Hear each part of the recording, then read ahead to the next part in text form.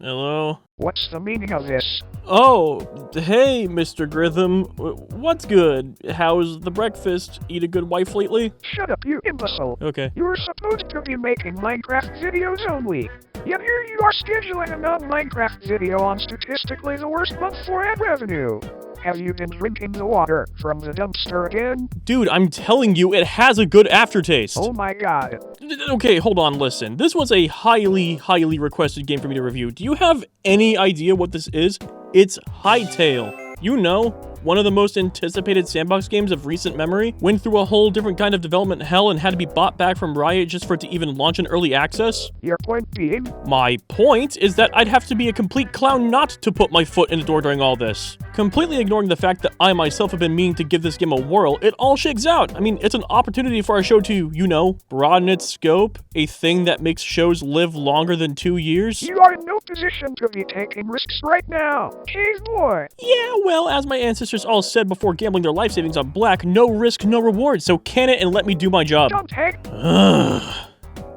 Oh, hey, the camera's rolling. If you don't know what Hytale is and why it's a big deal, you either didn't pay attention to that intro bit, or, like me, live in caveman land. Hytale is a survival sandbox game that has recently entered early access literally a couple days ago, as of the time of this recording, that is created by the Hypixel team. Yes, the Minecraft server host Hypixel. This game has had an unforeseen amount of hype as a trailer for it dropped roughly 5 or 6 years ago. The game was then bought by Riot, who then in turn put this game through development hell, spending so much time on it, it almost fell through when they canceled it, only for it to be bought back from Riot and given an announced early access release date of January 13th, in which it gained 1 million players before it even released. Which brings us to today. Though I'm not here to give you a history lesson, I'm here to tell you what's good, what's bad, my overall thoughts, and a super secret category that you'll have to watch until the end to see. Also, I want to give the disclaimer that I'm fully aware of this game being early access. Just because a game is in early access doesn't mean I can't hold an honest critique on it, especially if the game costs money. You'd think this was a given, but last time I reviewed an early access title, I had comments under the belief that I didn't know it was early access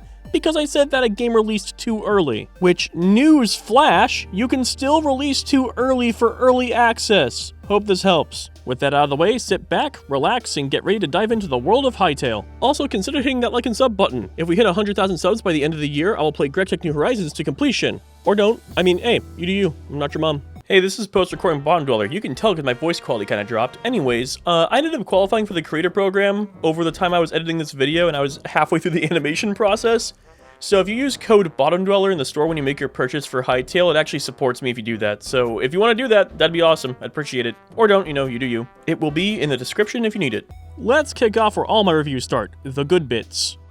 First off, the game is stunning. This cartoonish style just jives with my soul. I was enamored by the scenery of the biomes, the lighting, the night sky, the rainy days. It's a crazy beautiful game with sights around every corner. Then you have the soundtrack, which is full of beautiful orchestral pieces that I'd show in this video if it weren't for the fact that I don't know what the deal is with using Hytale's music yet, and I'd rather be safe than sorry and wait for what the ruling is. There's even different tracks for certain biomes and underground locations. It's really cool. The combined soundtrack and the scenery honestly reinstated that sense of wonder I'd lost a long time ago. It was really cool to just explore everything, and I still want to explore everything. I don't think I've seen everything yet. Moving on, actions feel incredibly responsive in this game, like blocks bouncing a little when I hit them and little dust particles from blocks I place. Plus, when you like smack animals or enemies, or even your friends, they all have satisfying hit animations. Chopping trees actually brings the whole tree down at once, and it doesn't do that to other player builds, which is a pretty big deal if you ask me. It may sound a bit weird, but it adds to that little bit of responsiveness I was talking about, because now when I chop a tree, it actually falls over instead of defying gravity just to spite me. Moving back to biomes, the biomes are both surface level and underground add a lot of flavor to exploration, which further feeds my sense of wonder. I like that if you go deep enough, you'll run into like a volcanic area, or that there are goblin forts underground. Not to mention the fact that every biome, or at least almost every biome, has multiple different unique enemies that help solidify itself amongst the other biomes. For a game that claims to be unfinished, this is a very insane amount of exploration value out the box, let alone the fact that the progression actually relies on your ability to successfully locate the biomes with the metals you need. And what's this? World gen consistency, where the desert is south and the winter is north? Whoa! It's almost like, I don't know, a bit of consistency in an adventuring-based game is a good idea? That's wild. Sorry, I'm just airing out my grievances with every adventuring mod pack I've played over the years. Another great thing about this game is that every time I felt like I was approaching the end of content available, I was being swept right back in with another slew of features that I didn't expect to have. I'd gladly mention them, but I think the game's at its best when you don't know everything the game has in store for you, so I'm actually going to abstain from giving any more details on that. Next, we gotta talk about how fun building is in this game too, because instead of bulk crafting stuff that will ultimately clutter your inventory space, you can instead put a compatible block within the building station and shape the exact amount of blocks you need into whatever you want that the block is capable of turning into. When I saw that, I shed a little old tear out of my eye. That is insanely cool. I wish that this was just a thing in all sandbox games. That's not even to mention the hammer, which actually gives you the ability to hot swap the blocks with variants just by smacking a block. So you can change from like regular planks to decorative to trimmed or whatever. You can just go blink, done. Also, since your jump is about 2 to 3 blocks high, you can actually fast place pillars really easily. Not to mention that you can mantle up blocks. If you want to get on the roof really easily, you probably can. And as an added extra bonus, a lot of blocks have animations for being used, like doors, workstations, furnaces, and so on. So basically what I'm saying is building in this game is pretty cool, and all the special blocks and furniture exude an energy I've never seen another game do before. I honestly have tons of positive things to say, but the rest are light positives, so I'm just gonna lightning round them, so just brace yourself. Crafting pulls from nearby storage units within the same room, and the game comes with basic sorting. Anything unfinished in the game has a cute little Quebec sign that says work in progress, surrounded by little scaffolding and guards blocking the entrance. At one point, there was even a comical moment that happened with it where I opened the door to a crypt and was greeted with a little sign. Even though I was a little disappointed, the way in which the work in progress sign was put in just gave me a good laugh. I still find it funny. This method certainly beats random tape, invisible walls, or assets just not being there. Even sort of gives the game itself a bit of personality outside of just the world. While my communications with this community has been admittedly a little limited till now, I can't say I've ever had a negative altercation with someone within the community. The game had very few launch issues from my experience, and there's a high level of polish here for a game that's literally in early access. The ambient sounds in this game are also unbelievably good, from the torches burning, the wind blowing, the way rain hits the ground on rainy days. It's so freaking beautiful, man. And lastly, metals actually tell you the best place to find them in their description within the crafting menu, so you can just observe the map to locate the appropriate environments to find those metals. In other words, the game has a very clever way of teaching the player how things work. And with that, this concludes my positives for now. So what do I think the game needs to work on? Now, before I even start, some of these issues are already known and have been publicly mentioned, but just because they're known doesn't mean I can't bring them up. Like, if I committed a murder and told the judge before the trial that I did it, pretty sure that means I still murdered him and something needs to be said and done about it. Same logic applies to known flaws in the game, so to be fair, I'm bringing them up. For starters, there were mentions of potentially floaty combat. However, from my experience, combat didn't feel all that floaty until I started using two-handed weapons. Using a one-handed sword felt appropriately paced, but a two-hander like the mace felt like I was gently swinging it through the breeze instead of swinging a heavy club. I think the attack animations need more heft in their delivery to remedy some of the perceived floatiness. Like, maybe make the heavy club just clang against the ground when I swing it. Give it the animations, a feeling of weight. Moving on, I had an interesting situation where my PC hard crashed mid-gameplay, not due to the game, mind you, and when I reloaded my save, it had saved my inventory, but my house miraculously disappeared. Nowhere to be seen. And I may or may not have footage of this, and if I don't, I'll just put some background footage. It's almost as if for some reason it saved my inventory but then rolled back my roll to the literal start of the game. It's unlikely to be a frequent problem for many, but it's definitely one that should be looked into because other games I've played, don't do that. Mobs sometimes spawn really close to you in dark caves as you remove line of sight from the area, which normally makes sense in games like this, but usually the spawning is done a fair distance away from the player to make it feel like a little more believable. In this game, on the other hand, they can show up as early as you turning the corner and turning an area you just cleared out into an immediately unsafe one. Equipment durability is handled really strangely in this game. Your tools break but don't vanish from your inventory, instead asking for a repair kit. However, using the repair kit reduces 10% of the max durability on your tool, so eventually it ends up becoming useless anyways. My question is, why even bother doing it like this? Why not just make a repair station that repairs the tool to full durability with no penalty, with the repair kits offering the ability to repair your tools at a greatly reduced rate while out and about? You could even make the repair station pull from the other resources around the chest to repair a tool of the same tier with the correct metal.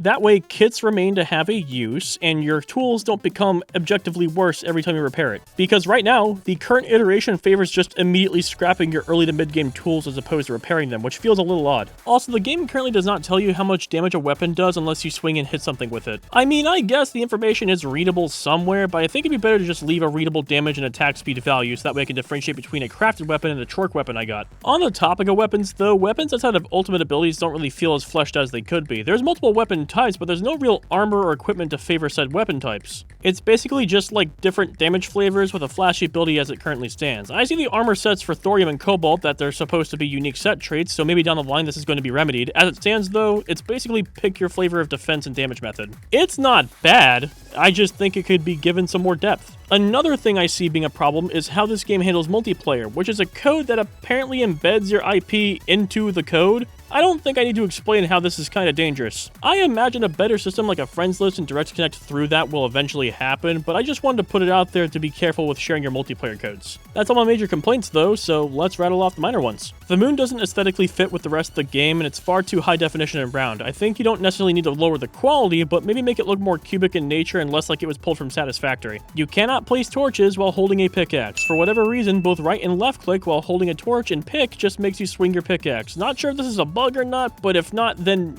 don't do that. You can unlock a backpack, but it won't use arrows that are in it for ammo. Seems like a missed opportunity to allow us to treat our backpack like a quiver of sorts. Placing roof pieces feel a little rough. It shows a whole block of hitbox, but it actually does take the top angle into account, and it also takes into account the solid block that forms below it, even if it's not visible. So to place roof pieces alongside each other, you have to basically aim at the ghost of the bottom block, because if you aim anywhere else on the side, you may end up putting the roof on top of the other piece instead of on the side. This becomes even more so problematic with the flat roof pieces, which magically warp underneath other flat roof pieces if your aim isn't perfect. Basically, either update the outline to better match the actual hitbox, or make placing it treat the roof like a full block, so if I click on the side in any capacity, it places it on the side. Mobs need to be prevented from climbing fences. I once left my chickens in a pen thinking they were safe, only to turn around and the fox mauled all my livestock. Now they went from living in a farm to basically a jail cell because it's the only optimal way to prevent mobs from climbing in. Also, the player treats fences as auto-steppable, defeating any point in a gate, so fences need to be treated as a non-auto-steppable block and given increased height so they can only be hopped over when mantling.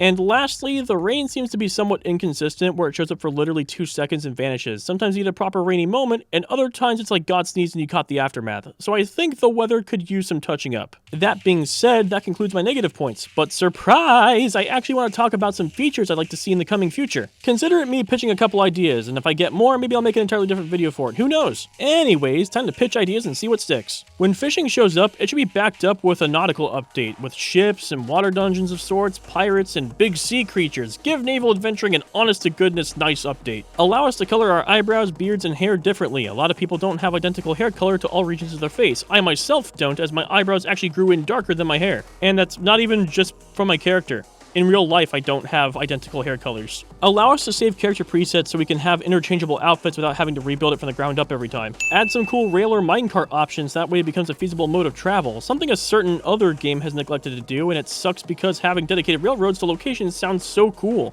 And lastly, add my eyebrows. Just do it, like as an eyebrow option, regardless of clipping. Big ungabungoid eyebrows and my life is yours! That's all I have for now, but if you have any cool ideas, pitch them in the comments. I'd love to read them. Now on to the actual secret category I've held off until now. One that I've admittedly been dreading to even bring up.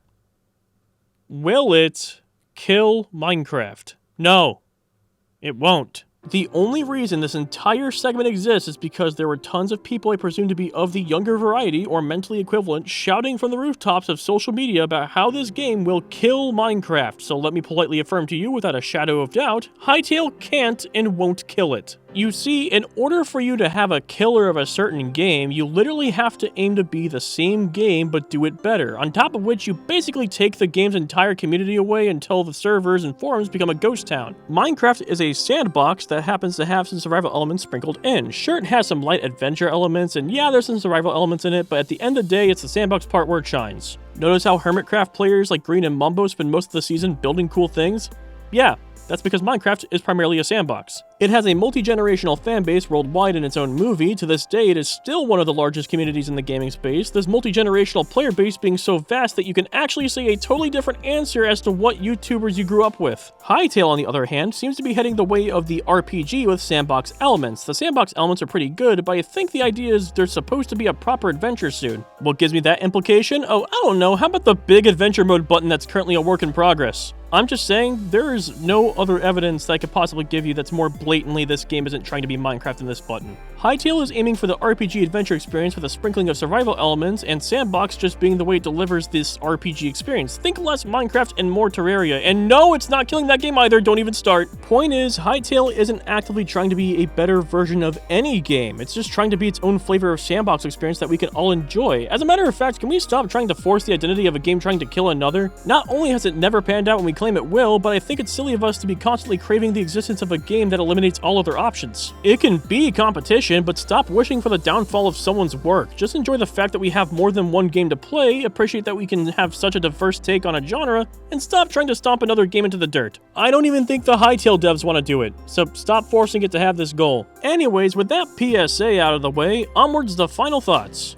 Hytale is, in its current state, a game I endorse full-heartedly. It took me by surprise and far out-delivered what I expected. I was beyond skeptical about this game all the way until now. The troubled development, the brief cancellation, the sudden revival and promised release date far sooner than I expected. In an era where games that claim to be finished to release in an unfinished state, it's a welcoming surprise to see a game blatantly tell us it's unfinished, all the while providing one of the more polished experiences I've seen of recent years. I do genuinely hope this game continues to catch on more than it has, and if you haven't done it already, give this game an honest shot. $20 is an absolute steal for this version, and its current state is absolutely worth the cash value. And don't worry about the supporter editions, you can upgrade later. As always, thank you for watching, and a special thanks to our lovely members who help keep the lights on. And until next time, this has been the Bottom Dweller. Back to my nap.